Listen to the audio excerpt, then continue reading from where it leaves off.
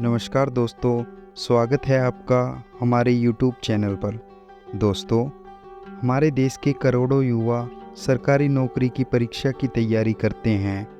हम सभी जानते हैं कि देश की सबसे कठिन परीक्षा यूपीएससी यानी संघ लोक सेवा आयोग की है। दोस्तों, इस परीक्षा को पहले इंडियन इंपीरियल सर्विसेज के नाम से जाना जाता था। बाद में इसका नाम बदलकर सीएससी सिविल सर्विसेज एग्जामिनेशन रख दिया गया। इस परीक्षा में हर वर्ष लाखों की संख्या में छात्र शामिल होते हैं। जो छात्र इस परीक्षा में सफल होते हैं वे अन्य के लिए मिसाल बन जाते हैं।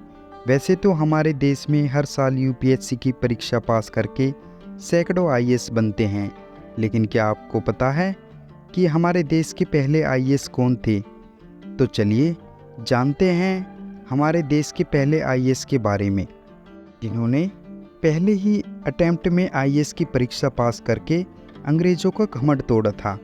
जो अंग्रेज भारतीयों को कमतर आंकते थे, उन्होंने भी इस सफलता को खूब सराहा था।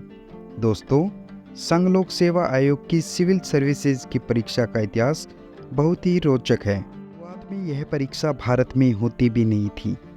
1854 में जब भारत में सिविल सर्विस एग्जामिनेशन की शुरुआत हुई, उस समय देश में ईस्ट इंडिया कंपनी यानी अंग्रेज़ों का राज था और अंग्रेज़ इस परीक्षा का आयोजन लंदन में ही करवाते थे।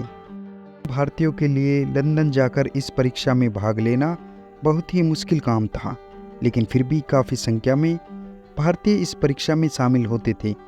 जो व्यक्ति परीक्षा पास कर लेता था, उसकी ट्रेनिंग लंदन के हेलबरी कॉलेज में होती थी। दोस्तों, 1 जून 1842 को कोलकाता के जोरा साँको में जन्मे सत्येंद्र नाथ टैगोर देश के पहले आईएएस थे।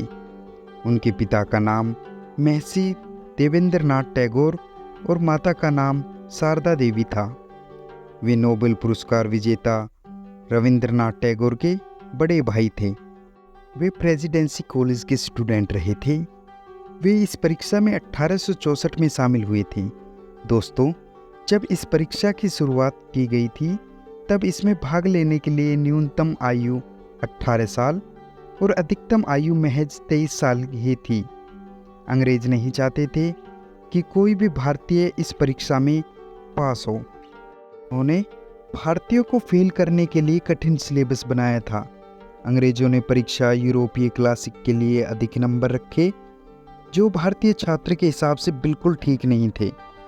शुरुआत में अंग्रेज इस चाल में कामयाब भी रहे, लेकिन ज़्यादा लंबे समय तक नहीं। साल 1864 में सत्येंद्र नाथ ने अंग्रेजों के घमंड को तोड़ा और देश के पहले आईएएस बने, और बाद में उनके पद चिन्हों पर चलकर कई भारतीय आईएएस बने। सफलता के बाद सत्येंद्र नाथ टैगोर भारत लौटे।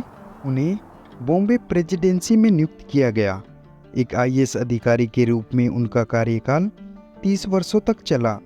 इस कार्यकाल के दौरान उन्होंने 1897 में अपनी सेवानिवृत्ति तक 17 में एक न्यायाधीश के रूप में कार्य किया।